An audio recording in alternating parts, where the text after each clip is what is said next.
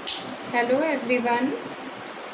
8th class English medium science की बेटा आपका मैंने एक्सरसाइज आपका लेसन 1 का कंप्लीट करा दिया है। आपके लास्ट शायद 2 या 3 वीडियोस के अंदर आपका लेसन 1 का एक्सरसाइज कंप्लीट हो गया है। आपको ये तो क्लियर होगा कि आपके यूनिट्स जो है 14 जुलाई से स्टार्ट है। टाइम टेबल आपके पास आ चुका है एंड सिलेबस भी मैंने आपको सेंड कर दिया है। लेसन 1, लेसन 2, लेसन 3 आपका जो है ये तो आपका अभी कराया नहीं था। लेसन 2 पे अपन है तो ऑलवेज सभी अदर क्लासेस के अंदर तो सिलेबस आपका हो चुका है। तो आपका लेंथी चैप्टर था, इस हिसाब से आपका लेसन 1 ही कंसीडर कराया है मैंने टेस्ट के लिए, क्योंकि लेसन 2 अभी हम लोग पढ़ रहे हैं। तो ऑल ओवर लेसन 1 काफ़ी लेंथी है, तो आपका केवल एक ही चैप्टर आ रहा है यूनिट 1 के अंदर, क्योंकि ये काफ़ी बड़ा है। और इसकी एक्सरसाइज मैंने लास्ट 2 या 3 वीडियोस के अंदर आपको दे दी है, कंप्लीट हो चुकी है। लास्ट क्वेश्चन एक्सरसाइज का मुझे याद है तो ये था कि वाटर वीड्स, तो वीड्स के बारे में मैंने आपको बताया था एंड कैसे how control them. Then by पेस्टी, ये तो आपको पता ही कि बाई वीडीसाइड से इसको कंट्रोल करते हैं वीड से। तो आज हम एक्सरसाइज 1 तो कंप्लीट कर चुके, तो हम फिर से अपने वही पहले जो अपन पढ़ रहे थे लेसन 2 उस पर आते हैं। देन चैप्टर नेम आपका है लेसन 2 का, वो तो क्लियर था ही आपको। नेम था उसका micro organisms. And micro organisms का मतलब इसमें मैंने आपको बताया था, ये पूरा चैप्टर बेस्ड है आपके 2 पार्ट पर, एक तो फ्रेंड और एक तो फो। दैट फ्रेंड और फो का मतलब होता है कि किस तरीके से माइक्रो ऑर्गेनिज़म आपके फ्रेंड्स भी हैं और किस तरीके से वो आपके लिए फो का भी काम करते हैं। देन क्या है वो, कैसे वो किस तरीके से वो फ्रेंडली बिहेव करते हैं। फ्रेंडली बिहेव के बारे में मैंने आपको कई बार उस लास्ट शायद 2 वीडियोस के अंदर अपनी चर्चा हो गई। जैसे कुछ माइक्रो ऑर्गेनिजम्स होते हैं, जैसे लाइक कर्ड बनाने के लिए आपको पता है लैक्टोबैसिलस नाम का जो बैक्टीरिया होता है वो मिल्क के यानी अंदर जो है कर्ड का फॉर्मेशन करता है, तो मिल्क को कन्वर्ट करता है कर्ड में बाय लैक्टोबैसिलस बैक्टीरिया। इसी तरह से मेडिसिनल पर्पस में आपको जो है देखा जाए तो माइक्रो ऑर्गेनिज्म हेल्प करते हैं। कई ऐसे मेडिसिन्स होते हैं जिसमें कि आप उसको माइक्रो ऑर्गेनिजम्स को इन्वॉल्व करके आपकी वो मेडिसिन तैयार की जाती है। इसी तरह से आपकी वैक्सीन जो है वो एक्चुअली क्या है, इंजर्ट कराई जाती है उसके अंदर भी आपका यही है कि आपके जो माइक्रो ऑर्गेनिजम्स है वो इंजेक्ट करके वैक्सीन के फॉर्म में इंजेक्ट किए जाते हैं, ताकि आपकी बॉडी प्रोटेक्ट हो सके, प्रिवेंट्स रह सके from diseases, any type of diseases. And एक तरीके से वो आपका एक कंट्रोल करता है, डिजीज़ेस को कंट्रोल करता है, देन प्रिवेंट करता है। वैक्सीन हम लगवाते क्यों हैं? ताकि हमें बीमारी ना हो, हम पहले से ही बच जाएं, इसलिए वैक्सीन लगाते हैं। मेडिसिन तो हम तब लेते हैं जब हम बीमार हो जाते हैं, लेकिन हम वैक्सीन तो आपकी बीमारी ना हो इसलिए लगवाते हैं। तो यानी पहले से ही प्रोटेक्शन करते हैं वैक्सीन से। वैक्सीन के अंदर भी बेटा माइक्रो ऑर्गेनिजम्स को ही इंजेक्ट कराया जाता है अपनी बॉडी के अंदर, जो आपकी बॉडी की इम्यूनिटी को बढ़ाते हैं, डेवलप करते के साथ ही फिर वो इस तरीके से आपको यानी तैयार करते हैं कि आपकी बॉडी जो है प्रिवेंट रह सके डिजीज़ेस से, controlling the whole immunity system by the vaccine programming. Then ये भी हम मान सकते हैं कि जैसे मेडिसिनल पर्पस, एक आपको मैंने फर्मेंटेशन वाला बताया था। फर्मेंटेशन के अंदर अपना कर्ड तो एक है ही जनरली टॉपिक। देन आप ये भी बता सकते हैं उसके अंदर कि कर्ड के बाद आपका है जैसे ये फर्मेंटेशन के अंदर अल्कोहल का फॉर्मेशन, तो फॉर्मेशन ऑफ अल्कोहल ये भी आपका depend on the fermentation process. Bye fermentation process आपका जो है अल्कोहल प्रिपेयर किया जाता है। कई माइक्रो ऑर्गेनिज्म इस पे एक्ट करते हैं, सड़ाया जाता है, गलाया जाता है, जम्स पैदा होते हैं, उसके द्वारा ही आपका अल्कोहल बनता है। देन बेटा आप ये भी मान सकते हैं कि जैसे इसके बाद उसके टॉपिक के बाद आज हम नेक्स्ट टॉपिक जो ले रहे हैं वो आपका यही है माइक्रो ऑर्गेनिजम्स के। पहले आपने बेनिफिट देखे तो मेडिसिनल पर्पस देखा आपने, यानी फ्रेंडली बिहेव में आपने देखा कि मेडिक्लीन पर्पज़ में कैसे वो काम आता है। देन फिर आपने देखा कि कर्ड में किस तरह से बनाते हैं, curd milk convert into curd कैसे फॉर्मेट करते हैं। देन आपने देखा कि कैसे हम फर्मेंटेशन लाते हैं, फर्मेंटेशन से आपका बनता है अल्कोहल या कर्ड। उसके बाद आपका ये भी है कि वो जो माइक्रो ऑर्गेनिज़म्स हैं वो एक तरीके से क्लीनिंग का भी काम करते हैं। तो फ्रेंडली बिहेव में आपने कई पॉइंट देख लिए बेटा, मैं आज फिर आपको रिपीट कर रही हूँ। आपने एक बार फिर से, आपको जैसे समझ में ना आया हो तो मैं एक बार फिर से रिपीट कर दूँ। Micro organism is a depend, micro organism जो है फ्रेंडली और फो दोनों तरह से बिहेव करता है।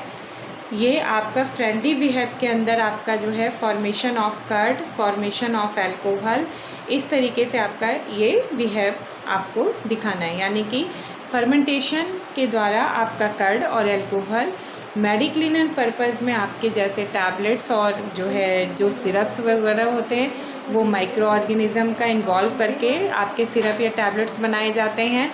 वैक्सीन की जो प्रोग्रामिंग होती है वो भी आपकी यही होती है, वैक्सीन की programming depend on the micro organisms. तो इस तरीके से आपको जो है यानी माइक्रो ऑर्गेनिज़म्स के फ्रेंडली बिहेव को देखते हैं। एंड फो के वे में आप देखे जाएं कि फो के वे में क्या होता है, तो फो के वे में आज हम पढ़ेंगे कि वो किस तरीके से हमारे एनिमी की जैसा बिहेव भी करते हैं। यानी फ्रेंडली बिहेव तो हमने देखा ही है, अब एनिमी के जैसे बिहेव भी करते हैं, यानी हमारे लिए कैसे वो एक मुश्किल खड़ा करते हैं डिजीज़ के फॉर्म में। तो आज का टॉपिक आपका यही है कि some common human diseases cause by microorganisms, यानी some common human diseases cause by microorganism. तो कुछ ऐसे ह्यूमन के डिजीज़ेज़ हैं जो माइक्रो ऑर्गेनिज़म के कारण होते हैं। जैसे आपका डिजीज़ेज़ में मैं डिस्कस करूं तो आपका human disease and cause, human disease, first disease जैसे ट्यूबरकुलोसिस एंड जस्ट आप इसको इस तरीके से भी कह सकते हैं, tuberculosis in short form TB, and the causes by bacteria, and the measles ये आपका virus, and chicken pox virus, and then polio, then virus. ठीक है, हेपेटाइटिस B भी होता है जो आपका वायरस, एंड टाइफाइड है जैसे, तो वो आपका बैक्टीरिया के कारण है। तो देन टाइफाइड भी ले सकते हैं, तो टाइफाइड है। एक आपका होता है कि मलेरिया आपका प्रोटोजोआ के कारण होता है, तो लाइक प्रोटोजोआ उसके अंदर आ सकता है। तो बेटा इसमें आपको ध्यान रखना है कि आपके ह्यूमन डिजीज़ेस एक बार आप नोट कर लें अपनी कॉपी के अंदर। मैंने आज आपको वीडियो के अंदर फ्रेंडली बिहेव तो बता ही दिया और उसके फो के वे में आपका स्टार्ट किया है, जिसमें मैंने आपकी हेडिंग डाली है, आप देख लो एक बार अच्छे से। Some common human diseases cause by microorganisms. जैसे आपको अगर फ्रेंडली बिहेव में समझ नहीं आया हो तो बेटा मैंने 2 बार रिपीट कर दिया। एंड फो के वे में देख लीजिए, आपको दिखाना है कि किस तरह से आपकी बॉडी की इम्यूनिटी को वो इफ़ेक्ट करते हैं। तो some common human diseases cause by microorganisms like human diseases, first आपका discuss tuberculosis TB in short form. इसके अंदर आपका जैसे सिम्टम्स हो जाता है खांसी आना, बुखार होना, और कहीं ना कहीं कोई ना कोई बॉडी पर इन्फेक्ट होना, ज़्यादातर लंग्स पे होता है, and causes by bacteria. And then second measles आपको पता ही है क्या होते हैं, ये आपको पता ही है, मीज़ल्स भी वायरस से होते हैं। देन चिकन पॉक्स भी वायरस से होते हैं। ये इसमें छोटे छोटे शरीर पर दाने हो जाते हैं, खुजली होती है, पानी भी आने लगता है। इस तरीके से ये चिकन पॉक्स के अंदर लाल दाने भी हो जाते हैं। कभी कभी ये लाल दाने जैसे इनके अंदर पानी सिक्रीट होने लगता है, वाटर सिक्रीट होता है, तो कभी फूट जाते हैं, तो ये जगह जगह फैलते हैं। और चिकन पॉक्स के बारे में भी यही है, बड़े भी होते हैं ये, छोटे भी होते हैं महीन। इसको बिल्कुल शरीर पर बारीक भी ये इस तरीके से यानी कि होते हैं। और चिकन पॉक्स में भी बड़े बड़े दाने से हो जाते हैं, तो इसमें छोटे बड़े दोनों होते हैं। शरीर पर लाल रंग के दाने होते हैं, ये खुजली करते हैं ज़्यादा, रिशेस पानी का भी सिक्रेटेड होता है। तो इस तरीके से ये सारी चीज़ें वायरस से इफेक्टेड है। देन कॉजेज बाय वायरस, आप देख रहे हो माइक्रो ऑर्गेनिज्म इन्वॉल्व है, तो माइक्रो ऑर्गेनिज्म का इन्वॉल्वमेंट है। देन आपका देखिए बैक्टीरिया आ गया, देन इन तीनों डिजीज़ में वायरस आ गया। तो ये आपके कॉजेज़ के कारण आप माइक्रो ऑर्गेनिजम्स को फोकल फॉर्म में देखते हैं। देन पोलियो के अंदर आपको पता ही है कि इंसान जो भी है ह्यूमन बीइंग चल नहीं पाता, देन उसको प्रॉब्लम हो जाती है पैरों से, वो उसके पैर मुड़ जाते हैं, चल नहीं पाता वो, देन ये भी आपका वायरस है। एक आपका इम्पॉर्टेंट होता है बेटा, वो भी आपका डिजीज़ है। देन डिजीज़ में आप ये भी डिस्कस कर सकते हैं डिजीज़ एंड कॉज, उसके अंदर ये चार्ट जरूर बना लीजिएगा तो आपको कुछ क्लियर हो जाएगा। अब कॉज में आपका जैसे मैंने आपको बताया हेपेटाइटिस, लाइक हेपेटाइटिस, तो हेपेटाइटिस बी है, जो भी है, तो हेपेटाइटिस बी का भी कारण क्या है, वायरस। एंड सेकंड है जैसे आपका टाइफाइड,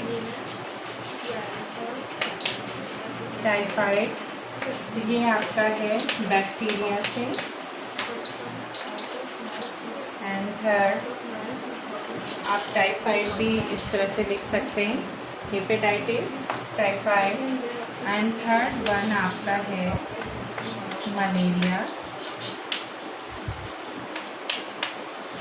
मलेरिया, और ये आपका आता है प्रोटोजोआ से। तो आप इस तरीके से देख रहे हैं कि हेपेटाइटिस यानी हेपेटाइटिस भी है आपका, तो hepatitis B causes by virus, typhoid causes by bacteria, and malaria causes by protozoa. तो आप देख रहे हैं कि बीमारियां, ये हेपेटाइटिस बी ये भी ऐसी है कि इसमें बॉडी के अंदर फीवर, हड्डियों का दर्द होना, then causes by virus. Typhoid है, टाइफाइड के अंदर लंबे टाइम तक फीवर होता है, and causes by bacteria, body में आपकी वीकनेस आ जाती है। मलेरिया है, मलेरिया में आपका पैरासाइटिक इन्वॉल्वमेंट हो जाता है, प्रोटोजोआ पे आपके बॉडी के अंदर पैरासाइट्स के फॉर्म में रहता है, आपके अंदर रहता है वो, और वो आपको ही नुकसान पहुंचाता है, आपके ब्लड में वो आपकी यानी सेल्स को कम कर देता है, उन पे एक्ट करता है, जन डिजीज़ हो जाती हैं, आप बीमार हो जाते हो, बुखार वगैरह होता है। तो आप इस तरीके से माइक्रो ऑर्गेनिजम्स को फो के वे में भी देख सकते हैं। एंड नेक्स्ट बेटा और भी इम्पॉर्टेंट पॉइंट है जो आपने डिस्कस करेंगे, तो फ्रेंडली वे में मैंने आपको कई बार समझा दिया, क्लीनिंग द एनवायरनमेंट भी आप फ्रेंडली के अंदर रखेंगे, क्योंकि कई ऐसे माइक्रो ऑर्गेनिज्म हैं जो एनवायरनमेंट को क्लीन करने का भी काम करते हैं, और कुछ ऐसे हैं जिनको आपने फो के फॉर्म में देखा, कुछ क्या बहुत सारे हैं जिनको आपने देखा कि वो डिजीज़ के फॉर्म में एक्ट करते हैं। देन आपका उनका कॉजेज़ आपका वायरस एंड बैक्टीरिया, देन वो भी आपका माइक्रो ऑर्गेनिजम्स है। तो आज के वीडियो में इतना ही, अब बाकी आपका रिमेनिंग पार्ट नेक्स्ट वीडियो में। Okay bye.